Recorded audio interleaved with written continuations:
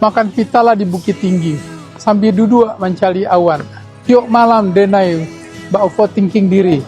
Takui adia diambil kawan, alai konakan.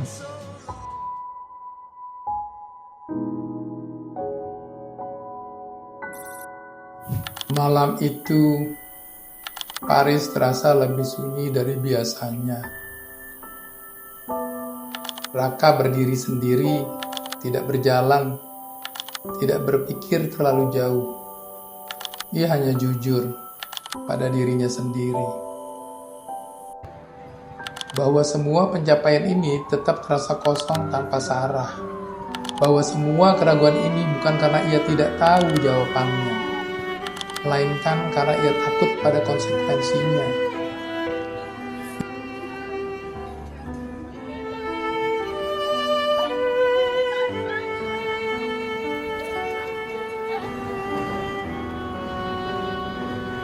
Ia membuka ponsel, tidak membaca pesan lain, langsung mengetik, "Aku pengen pulang," dan mengirimnya.